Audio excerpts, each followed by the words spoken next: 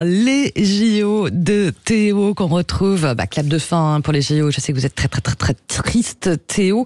La cérémonie de clôture achèvera donc ce soir au Stade de France. Alors forcément, est-ce qu'elle sera aussi réussie que la cérémonie d'ouverture? C'est la question que tout le monde se pose.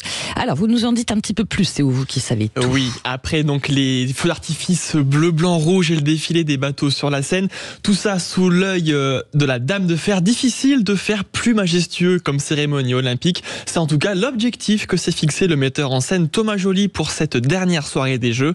Alors au Stade de France, la cérémonie de clôture devrait se dérouler en 3 parties. Donc la première, classique, d'1 heure, où on verra les délégations et leurs drapeaux défiler pour un dernier tour de piste. La seconde, un spectacle intitulé Records. Thomas Joly imagine un monde où les Jeux Olympiques auraient à nouveau disparu et où un nouveau Pierre de Coubertin décide de les faire revivre. Marrant. Et puis enfin, en 3e partie, la cérémonie donc se terminera sur les coups de 23h par un show d'une vingtaine de minutes. Comme le veut la tradition, le drapeau olympique sera transmis à la ville hôte des prochains Jeux d'été. Donc vous savez, c'est Los Angeles. Oui, De quoi mettre un peu plus de pression à nos successeurs après les images grandioses offertes par ces Jeux de Paris. Voilà, alors forcément dans ces dernières parties, Théo, de la cérémonie, il paraît qu'on va assister à un véritable show à l'américaine. Oui, des millions de téléspectateurs vont découvrir une séquence tournée entre Paris et Los Angeles avec Tom Cruise en acteur principal. Dans un clip qui va durer environ 8 minutes, on verra d'abord l'acteur atterrir en parachute sur les fameuses lettres d'Hollywood, rencontrer les athlètes, et puis il sera plongé dans les rues de Paris.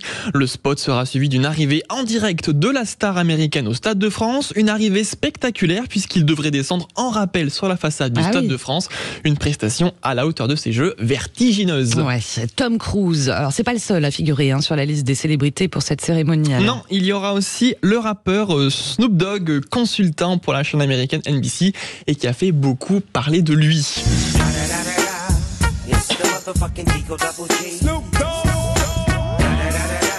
Le groupe de rock Red Hot Chili Peppers et la chanteuse Billie Eilish ont aussi été évoqués.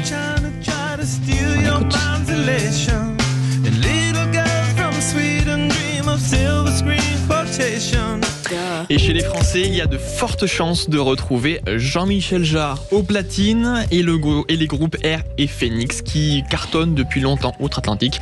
Allez, on finit cette chronique sur un de leurs sons, ça s'appelle Playground Love.